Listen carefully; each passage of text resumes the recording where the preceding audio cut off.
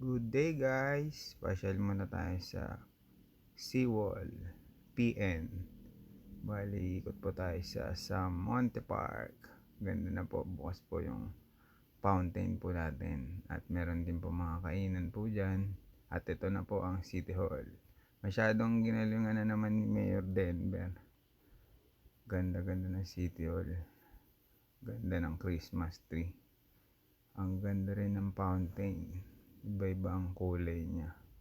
Nakaka-relax tignan. Ganda-ganda ng Cavite City. Pasyal na po kayo dito sa amin.